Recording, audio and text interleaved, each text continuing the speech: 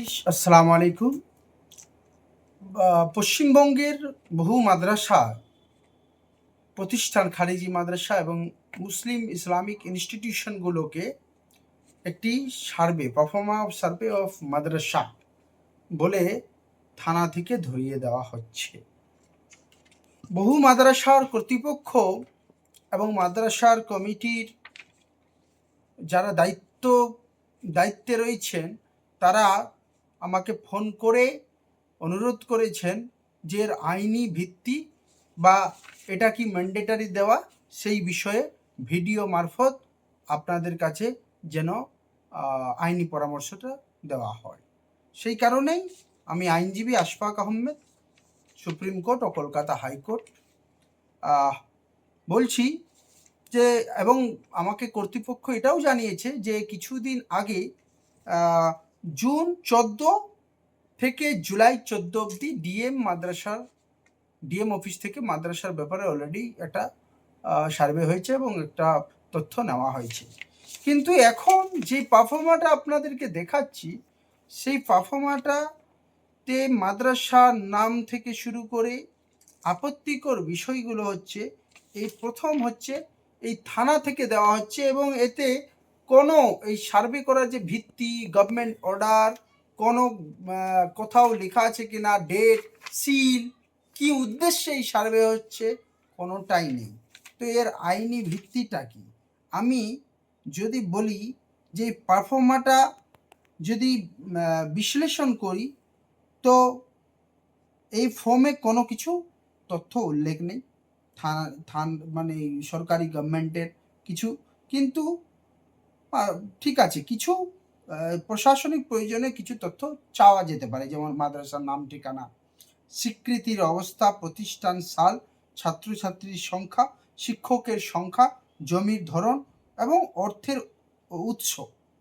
কিন্তু সংবেদনশীল প্রশ্ন এখানে অনেকগুলো হয়েছে, যে ধর্মীয় মতাদর্শ, দেওবন্দি, বেরেলভি, আহলে হাদিস, শিয়া কোনটা, রাজনৈতিক দলের সঙ্গে সংশ্লিষ্টতা, কোনো মাদ্রাসার রাজনৈতিক দলের সংশ্লিষ্টতা থাকে না, বোর্ড বা ফ্যাকাল্টির বিরুদ্ধে এফআইআর বা চার্জশিট, বিদেশের নাগরিক বা বিদেশি ছাত্র, বিদেশ প্রতিষ্ঠানের সঙ্গে যোগাযোগ এবং অনেক কিছুই চাওয়া হয়েছে যার স্পষ্ট আইনি কোনো ভিত্তি নেই।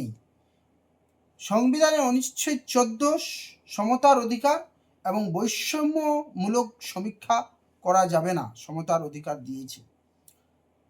এবং আর্টিকেল 21 অনুচ্ছেদ 21 বলেছে ব্যক্তিগত স্বাধীনতা এবং গোপনীয়তার অধিকার, রাইট টু প্রাইভেসি।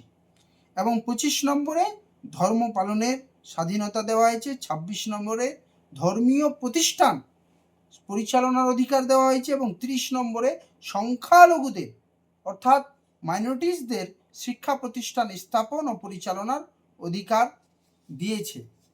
তো এইখানে আমার পরামর্শ হচ্ছে, এই ফর্ম দেখে আমি একজন আইনজীবী হিসেবে বলছি, আপনারা এই তথ্য দিতে বাধ্য নন। এই তথ্য দেওয়াটা ঐচ্ছিক এবং এর আইনি কোনো ভিত্তি নেই। যতক্ষণ পর্যন্ত না সরকারি গভর্নমেন্টের কোনো অর্ডার, নোটিফিকেশন হচ্ছে এবং প্রপারলি ওখানে পারপোজ মেনশন করা হচ্ছে কি উদ্দেশ্যে, কিসের জন্য, ততক্ষণ পর্যন্ত এই তথ্য দেওয়া আপনার ঐচ্ছিক বিষয়। কেউ জোর জবরদস্তি করে এইভাবে আপনার কাছে সার্ভে করে একটা সাদা পেজে একটা বানিয়ে যে কোনো লোক এসে দিতে পারে, থানা এসে দিচ্ছে, কিন্তু থানা দিলেও থানা ভিত্তি কি, এটা কোন অর্ডারের বলবতে হচ্ছে, কি কোন নোটিশের, এইভাবে করা যায় না। আমার পরামর্শ হচ্ছে যে এটা ম্যান্ডেটারি নয়, এটা দেওয়া জরুরি নয়, বাধ্যতামূলক নয়। যতক্ষণ পর্যন্ত কোনো যারা এই সার্ভে করতে আসছে বা সার্ভেটা জানতে চাইছে বা ফর্ম দিচ্ছে, তারা এর আইনি ভিত্তি আপনাদের সামনে কোনো গভর্নমেন্ট অর্ডার, কোনো সার্কুলার, কোনো কিছু উল্লেখ না করে, কোনো নোটিফিকেশন যতক্ষণ না উল্লেখ করে, এই দিতে আপনারা বাধ্য নন। আমি পুলিশ প্রশাসনকে অনুরোধ করব, এইভাবে আইনের বিরুদ্ধে গিয়ে উইদাউট এনি বেস, কোনো আইনের ভিত্তি ছাড়াই এই ধরনের নোটিশ দিয়ে সারা রাজ্যে মাদ্রাসা বা মাদ্রাসার ছাত্র বা শিক্ষক বা ফ্যাকাল্টি বা মাদ্রাসার কর্তৃপক্ষদের হয়রানি করা বন্ধ করুন।